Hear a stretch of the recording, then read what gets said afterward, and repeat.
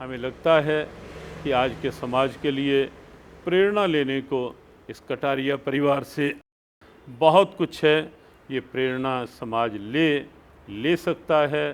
तो आओ ऐसी प्रेरणा लेकर, ये जो एक भाव आपके सामने है, ये केवल प्रदर्शन नहीं, ये एक परंपरा है, ये एक प्रेरणा है, एक स्वस्थ सद्भावना में संस्कार युक्त एक मांगलिक भाव सद्भाव की हमारी बहुत बहुत शुभकामना, मंगल कामना परिवार के लिए, सबके लिए। ओम शांति।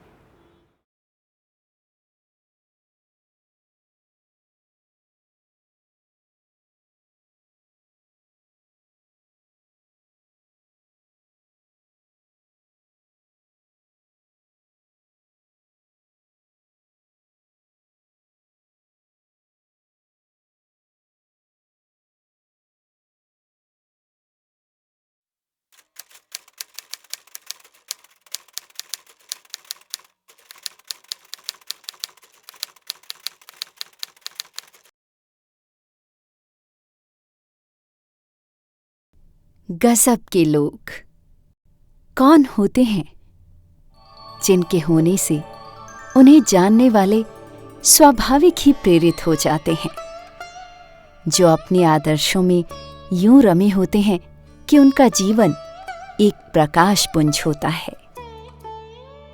परिस्थितियों के साथ गजब का सामंजस्य या कहें कि नियंत्रण, जीवन के प्रति जिंदा दिल नजरिया, दकियानूसी सोच से मीलों दूर। और ये गजब के लोग माँ और पिताजी हैं 7 बेटियों के, उन 7 बहनों के जिनको कभी ये एहसास ही नहीं हुआ कि उनकी क्षमताओं की कोई सीमा है। अबोहर फाजिल्का पंजाब के श्री सरदारी लाल कटारिया और श्रीमती शांता कटारिया। क्यों खास है इनका माता पिता होना? क्यों पूरे अबोहर के साथ साथ ये सारे जग को प्रेरित करते हैं अपने साधारण रहे जीवन रंगों से? क्यों हैं ये गजब के लोग?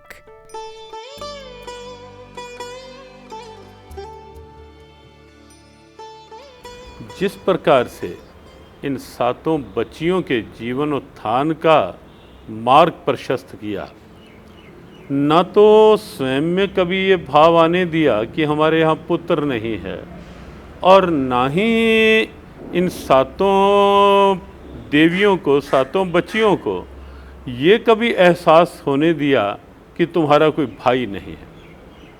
आप विचारें, देखें कि 1948 और तब इन बच्चियों का शैक्षणिक जीवन, और उस समय से इन 7 के जीवन को आप देखें, इनकी शिक्षा का स्तर, इनके जीवन का स्तर, केवल स्टैंडर्ड ऑफ लिविंग नहीं, स्टैंडर्ड ऑफ लाइफ की ओर ध्यान, जीवन स्तर की ओर ध्यान, इनके भीतर की क्षमताओं का जागरण, इनके भीतर की भारतीय अस्मिता का जागरण, और शैक्षणिक स्तर में भी कोई आईएएस हैं, 2 देवियां आईएएस, कोई लेक्चरार हैं मृदु विदेश में, और सभी का जीवन आप देखेंगे, नीलम, मृदु, मीनाक्षी और अर्चना और निधि, सुमेधा, रश्मि, सबको आप देखेंगे कोई समाज सेवा में समर्पित संकल्पित भाव से लगी है, कोई अपने अपने शैक्षणिक दायित्व को, कोई प्रशासनिक दायित्व को,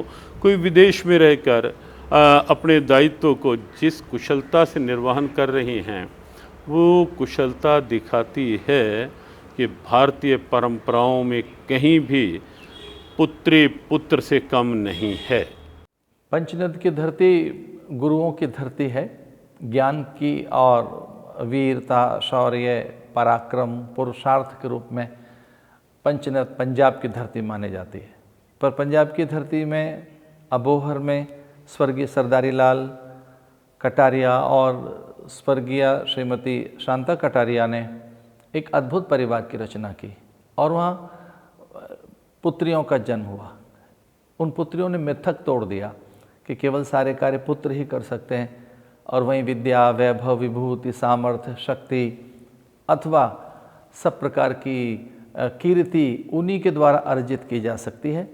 ये मिथक तोड़ा सरदार की पुत्रियों ने, श्रीमती शांता कटारीलाल की पुत्रियों ने, और उन्होंने अपने पराक्रम, पौरुष, पुरुषार्थ से, विद्या, विनय और दिव्य विभूतियों से समाज में एक बड़ा स्थान बनाया। तो इस परिवार के द्वारा बड़े कीर्तिमान स्थापित हुए। अन्य के सम्मान की, स्वाभिमान, निजता, दूसरों को गौरव कैसे संभाल के रखा जाए, अतिथि का आदर कैसे किया जाए, अपनों को कैसे सहेज के रखा जाए, और वे पारिवारिक मूल्य जिसमें देव आते हैं, जिसमें अवतार लेते हैं, तो मैं ऐसा कह सकता हूँ कि एक ऐसा ही परिवार है जिसमें न केवल बड़े आदर्श हैं, न केवल बड़े मूल्य और पर्व परंपराओं का आदर है, बल्कि ऐसा भी कहा जा सकता है कि नई परंपराएं गढ़ी हैं। उन्होंने नई लीग बनाई है, एक नवाचार उनके आसपास दिखाई देता है, एक नए जीवन की शैली, एक नए युग का सूत्रपात उन्होंने किया है। ये सारी पुत्रियां, इनके पास अध्ययन, अनुभव, विलक्षण संस्कार, एक अलग ही वैशिष्ट्य है। सच में बड़ा गजब का परिवार है। तो एक अजबता, गजबता यहाँ देखी जा सकती है। इनकी शैली में जो एक वैशिष्ट्य है, एक अद्भुत एक आकर्षण जिसमें अध्यात्म है, एक बड़ा सरल विनम्र स्वभाव, झुके झुके से रहना और निरंतर दूसरों के लिए समर्पित रहना। तो ऐसे गजब के लोग बड़े दुर्लभ से ही हैं। इस धरती के कुछ दुर्लभ प्राणियों में से ये कटारिया परिवार की पुत्रियां हैं। उस जमाने में जब पुत्र को एक विशेष दर्जा प्राप्त था, उस जमाने में जब बेटियों को बचाने के लिए इतने कानून, अभियान, जन जागरण आरंभ नहीं हुए थे, पंजाब के जाने माने शहर अबोहर में एक मिसाल लिखी जा रही थी। अबोहर की गली नंबर 7 के मकान नंबर 1315 में रहने वाले ये अनूठे दंपत्ति खास नहीं थे, बिल्कुल आम थे। हौसला देना, तारीफ करना उनके लिए स्वाभाविक बात थी। प्रशंसा करने में चूकते नहीं थे। छत पर सोते थे तो बेटियों को कहानी सुनाते।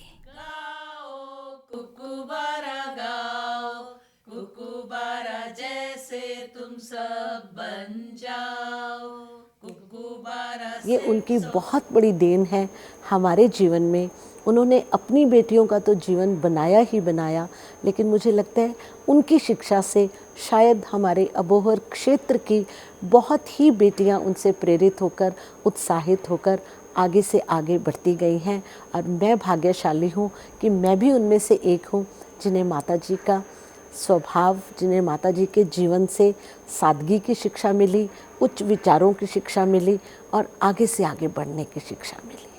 उनकी ड्रेस से मैं इतना इन्फ्लुएंस हुआ कि मैंने उस ड्रेस को अपना लिया। 4 साल कॉलेज के अंदर मैं कमीज़ पजामे के अंदर ही क्लासेस में गया। इंटर कॉलेज डिबेट्स में जाता था, इसी ड्रेस में गया। वो मेरे हीरो थे, अब भी हैं। इतनी अच्छी इंग्लिश बोलते थे। हमारे शहर में इंग्लिश ज़्यादा लोगों को नहीं आती थी, लेकिन जिनको आती थी उनको आती थी, लेकिन ऐसी इंग्लिश किसी को नहीं आती थी। He was a very good educationist. He was the best tennis player in the whole of Punjab. इतनी बढ़िया टेनिस खेलते थे कि दुनिया दूर दूर से उनको टेनिस खेलने देखने आया करती थी। वे टेनिस के उम्दा खिलाड़ी थे। खेलों के साथ साथ उनके हाथ टाइपराइटर पर ऐसे चलते थे जैसे एक कलाकार असंख्य तारों को पलक झपकते ही एक धागे में पिरो देता है। अपनी सभी बेटियों को नियमित रूप से लिखे सैकड़ों पत्र उनकी गजब की शब्दावली और संवाद को दी गई प्राथमिकता सिखाते हैं।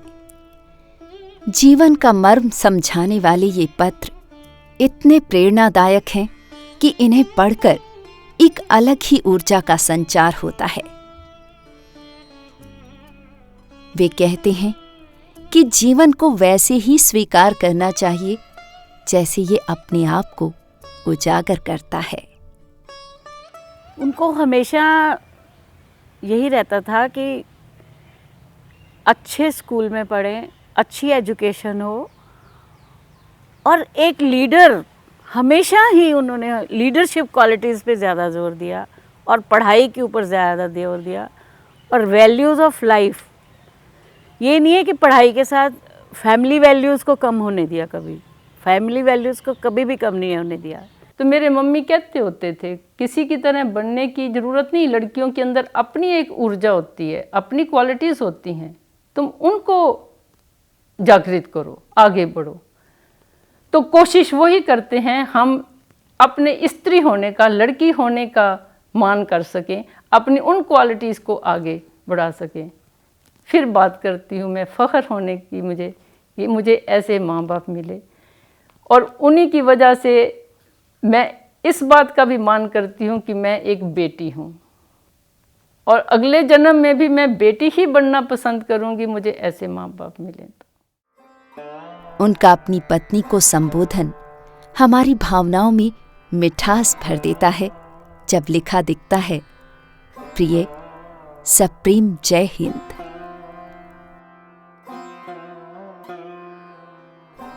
पुश्तैनी नौरा, जिसे वो अपना किला कहते थे, वहां उनका जीवन बसा था। अपने बगीचे को जीवन सा सजा कर रखते थे। फूलों से बेहद प्यार था, खासकर गुलाब से। उनमें जो एक गतिशीलता थी वैचारिक, वो बड़ी गजब की थी। अगर आपने लेनिन के बारे में कुछ पूछना हो तो भी वो उतने अधिकार से बात कर लेते थे। गांधी के बारे में अगर कोई बात हो तो वो साधिकार पूरे दृष्टांतों के साथ, पूरे प्रमाणों के साथ, दलीलों के साथ, अकाटे तर्कों के साथ बात करने में समर्थ थे। तो ये जो एक संप्रेषणीयता जो है अपने परिवेश को, परिवेश के प्रति अपने वैचारिक संप्रेषणीयता को बनाए रखना, उसका एक स्तर बनाए रखना, ये एक बहुत दुर्लभ बात थी। कोई उनसे मिलने जाता था, कोई उनसे बात करता था तो वो सदा हंस के बात करते थे, वो मुस्कुराते। ये बात मैंने उनके अंदर विशेष रूप से देखी। 1948 में जब पहली बेटी नीलम का जन्म हुआ तो शांता कटारिया जी ने छठी मनाई थी। बेटी को तो बेटे से ऊपर ये लोग कभी का मान चुके थे।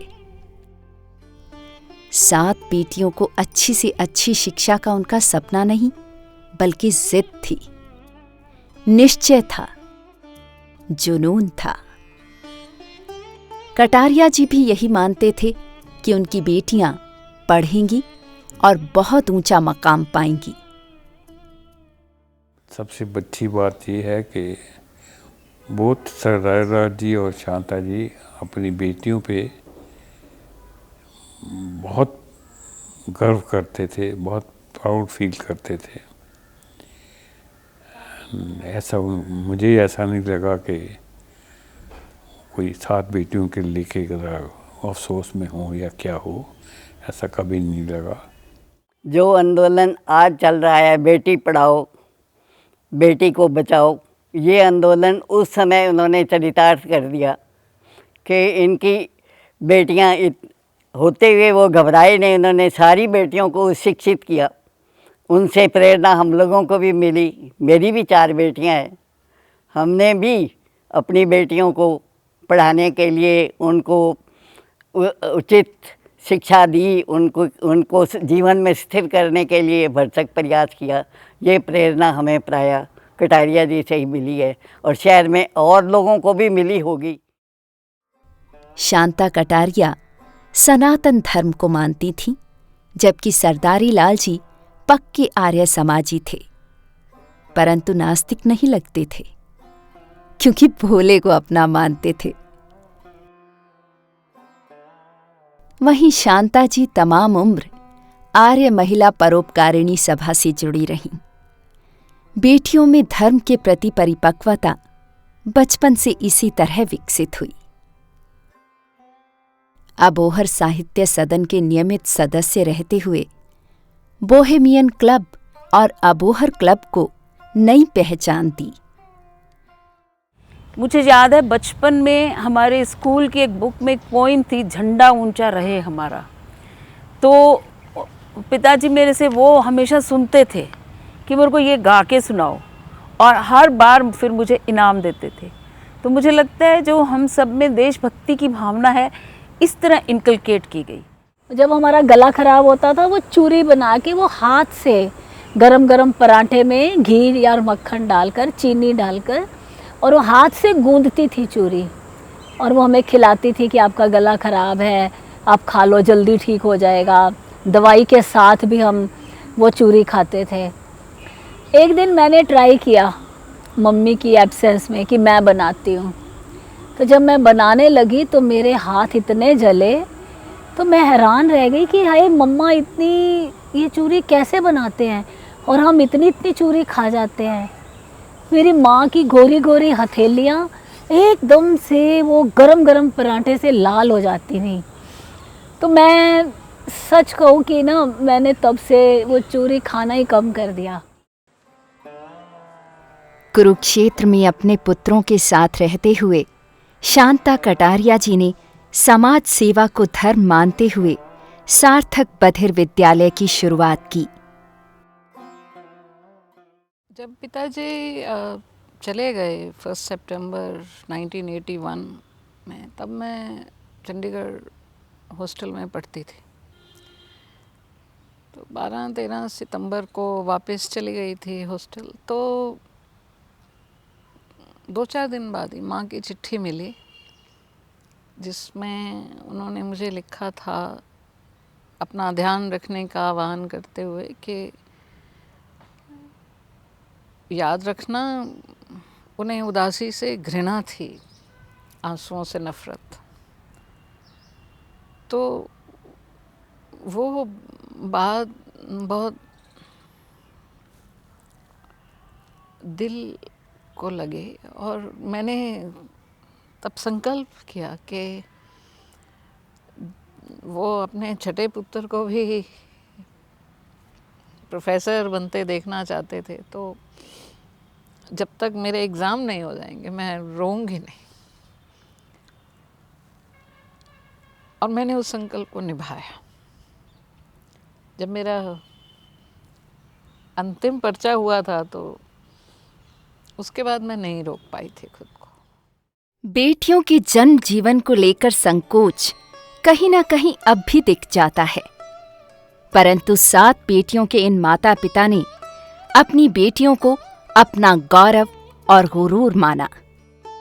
उनके आदर्शों को, सपनों को साकार भी तो किया बेटियों ने, और बताया कि बेटियों को वास्तविक आजादी देना ही तो उनको वास्तव में जीवन देना है, आगे बढ़ाना है, भय रहित और सर उठाकर जीना सिखाना है। यही तो किया श्रीमती शांता कटारिया और श्री सरदारी लाल कटारिया जी ने, और कहलाए गजब के लोग।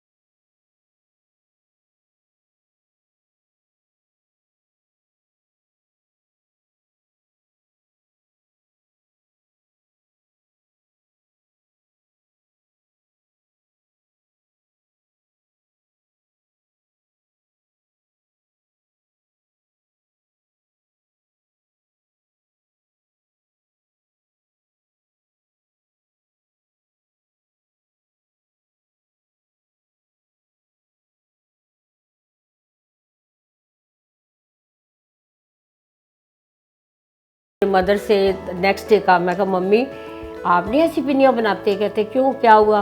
मैं कहा आंटी ने इतनी स्वाद पिनियाँ बनाई है, मेरे को तो उसकी शक्ल देख के ही मेरा मन कर रहा था कि मैं सारी खा जाऊँ। बड़े सालों के बाद आंटी के हाथ का स्वाद चखने को मिला, वही नारियल बर्फ़ी और उन्होंने वो बनाया चॉकलेट बर्फ़ी, और उनके हाथ का बना हुआ अचार आज भी मेरे पास एक छोटी सी बॉटल में पड़ा हुआ है। उन्होंने अपने दोस्त मित्र ही बनाए और जिनसे विचार नहीं मिलता था तो वो अवॉइड कर जाते थे, लेकिन वो कन्फ्रंटेशन में नहीं पड़ते थे। अंकल सुबह सुबह जाते खुद अपने हत्थां नाल गार्डनिंग करते, और ਜਦੋਂ ਵੀ ਉਹਨਾਂ ਨੇ ਵਾਪਸ ਆਣਾ ਤਾਂ मैं ਉਹਨਾਂ ਦੇ ਹੱਥ ਵਿੱਚ गुलाब ਦਾ फूल जरूर देखदा। आर्य महिला परोपकारिणी सभा के साथ संबंधित होकर उन्होंने ज़रूरतमंद महिलाओं की सेवा के लिए अद्भुत कार्य किया। घर में हर तरह की ठीक है खुशहाली थी, पर फिर भी जब कमी भी आ गई तो भी उन्होंने बेटियों को पढ़ाने में कोई कसर नहीं छोड़ी। खादी पहनने के शौकीन थे, तो मेरा पहला इम्प्रेशन था भी ये कांग्रेस के लीडर हैं। बाद में जब उनसे वाकफियत हुई, थोड़ा पता चला, तो मुझे पता लगा भी अबोहर के हैं, बहुत ज़्यादा पॉलिटिक्स में नहीं है, लेकिन सोशली बहुत एक्टिव हैं। पहले वो शादी नहीं करवाते थे, फिर उनको रजामंद किया भाइयों ने कि आप शादी कराओ, तो वो मान गए और तक अर्ली 30s में उनकी शादी हुई शांता छाबड़ा जी से, मलोट के रहने वाली लड़की, बहुत सुशील। उनकी शादी हुई बड़ी सादा ढंग से, हम भी उस शादी में शामिल हुए। तो हमारे पिताजी हमारे सब बच्चों को ये कहते थे भी जब भी कटारिया अंकल आते हैं दुकान पे, आपको वहाँ प्रेजेंट रहना है, और उनकी सादगी से और उनके इंटेलेक्ट से जो है आप फ़ायदा उठाओ, क्योंकि आप बच्चे हो, तो अगर उनके साथ रहोगे तो आपकी नींव जो है वो मजबूत रहेगी, और आने वाले समय में जो है वो आप अच्छे जो है वो नागरिक बन पाओगे। He was an ideal father, ideal person, and he was a great orator। ਜਿਹੜੀ ਉਹਨਾਂ ਦੀ ਨੌਲੇਜ ਸੀ ਤੇ ਜਿਹੜੀ ਉਹਨਾਂ ਦੀ ਸਪੀਕਿੰਗ ਪਾਵਰ ਸੀ, that was excellent। ओबे आइसक्रीम लाला तेरी चाची ने बनाई है, मैं भज के आंदा जिवें आदी माँ कोल जाईदा। इस कार्य चो मैनू इन्ना ही प्यार मिला जिन्ना कि मेरी माँ ने मैनू प्यार दिता। उनके बारे में मैं बहुत तो नहीं जानता क्योंकि उस टाइम मैं बहुत छोटा था, लेकिन मैं इतना ज़रूर जानता हूँ कि उनके जैसा सिंपल और प्रिंसिपल्ड इंसान मैंने ज़िंदगी में कभी नहीं देखा। और जदों दे गए ने इत्थों कि सानू उसकी कमी भी बहुत महसूस हुई है, जिंदा असीं तुहानू बयान नहीं कर सकते। ये परिवार, ये बच्चियाँ अबोहर की आन बान शान तो है ही, अब अबोहर की पहचान भी बन गई हैं। तो मुझे आज भी याद है उनकी लिखी हुई एक चिट्ठी, जिसमें उन्होंने लिखा, here at the top and nearer with the father with an aching heart, and there at the tail end of the ladder the idea didn't appeal to you. I don't agree, but don't take things amiss, you are the master of your own will. ये बहुत बड़ी बात थी कि तुम अपनी मर्जी की मालिक हो, जो मर्जी करो। It is an old saying, if you teach the daughter, you teach the society। मुझे कई बार ऐसा लगता है कि ये लोग सिर्फ एक दूसरे के लिए नहीं थे, ये पूरे परिवेश के लिए थे, पूरे परिवेश के लिए। छुप गए वो साज़े हस्ती छेड़ के, अब फ़कत आवाज़ ही आवाज़ है। उनकी आवाज़ को याद करते हैं, वो तो चले गए। मैं अपनी माँ की आशिक थी, पक्की वाली आशिक। उनके खिलाफ मैं कुछ नहीं सुन सकती थी। मेरे को इतनी सुंदर लगती थी, इतनी कोमल, इतनी प्यारी, इतनी मेहनती। बस मुझे ऐसा लगता था कि इससे बढ़िया कोई माँ हो ही नहीं सकती। बेटियां सारी इनकी एकदम होशियार, एकदम सब काम के अंदर पूरी तरह संपन्न थी। स्पीच आई थी SHFJ मानेकशॉ जब 1971 में, तो ही बिकेम अ हीरो। तो उन्होंने कहीं उस स्पीच में कहा था कि I wish I were father of 7 daughters. तो वो इस चीज़ को अक्सर कोट करते थे कि देखो वो तो विश कर रहे हैं, मैं हूँ। एक होते हैं वो इतिहास के विद्वान होते हैं, वो हिस्ट्री के स्कॉलर होते हैं, हिस्ट्री के राइटर होते हैं। कटारिया जी जो थे वो ठीक है, बहुत कुछ पढ़े, बहुत कुछ पढ़े, ठीक है, लेकिन वो हिस्टोरियन तो नहीं थे, लेकिन ही क्रिएटेड हिस्ट्री। उन्होंने इतिहास को घड़ के दिखाया, इतिहास को रच के दिखाया, इतिहास को बना के दिखाया। मेरे पिताजी का सपना था आज़ाद भारत में हर एक व्यक्ति को आगे बढ़ने का मौका मिले, ये नहीं कि सिर्फ चंद लोगों को। आज़ादी का मतलब चंद लोगों के लिए या चंद शब्दों का प्रयोग नहीं है। वो एक सच्चे देशभक्त, आज़ादी प्रिय व्यक्ति थे। हमारे संविधान में जो लिखा हुआ है ना, हर तरह की आज़ादी, बोलने की, पढ़ने की, घूमने की, सब तरह की। और वो ऐसे व्यक्ति थे जिन्होंने हर आज़ादी के शब्द को, भाव को अपनी ज़िंदगी में सही तरीके से लाने की कोशिश की। जब याद करते हैं तब भी आंसू आते हैं और खुश भी होते हैं। बस निराले निराले थे मेरे माँ बाप।